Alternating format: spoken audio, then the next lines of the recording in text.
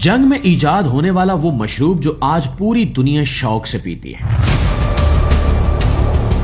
کیسے ایک عام محلول انٹرنیشنل برانڈ میں بدل گیا۔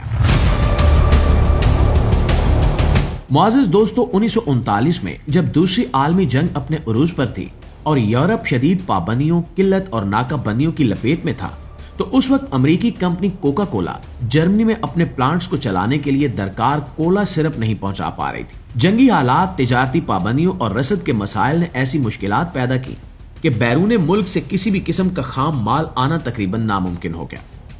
ایسے میں جرمنی میں موجود کوکا کولا کے پلانٹ کا مستقبل خطرے میں تھا اور کمپنی بند ہونے کے دہانے پر کھڑی تھی۔ اسی مشکل گھڑی میں جرمنی میں کوکا کولا کے مینیجر میکس کت نے ایک غیر معمولی فیصلہ کیا۔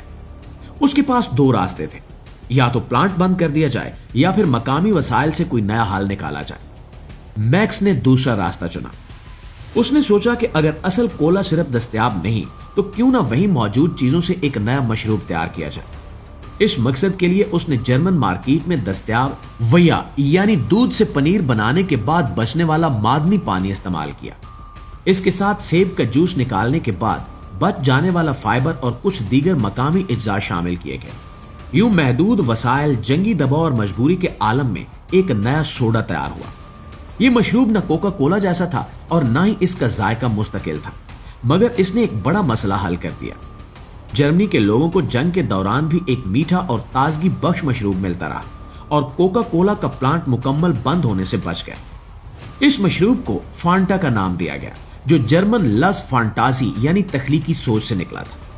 نام بھی ایسا تھا جو اس کی پیدائش کی کہانی کو خود بیان کرتا تھا، کیونکہ یہ واقعی تخیل، مجبوری اور جدت کا نتیجہ تھا۔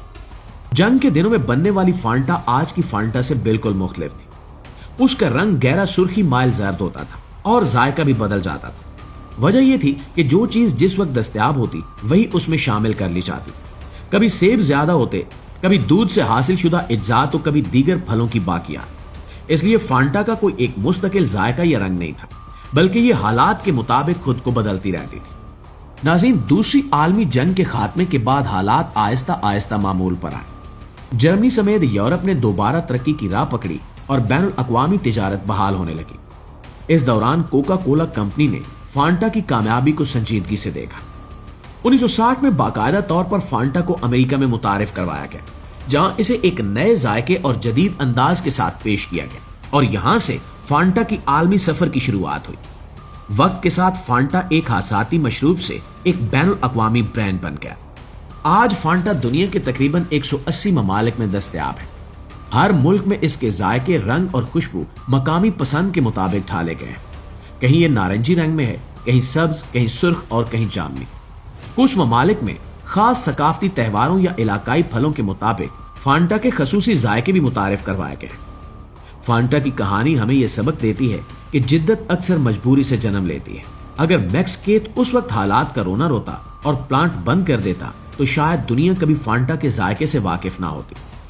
جنگ جیسے خوفناک حالات میں بھی انسانی ذہن کچھ نیا تخلیق کر سکتا ہے، بشرطے کہ سوچنے کا حوصلہ ہو۔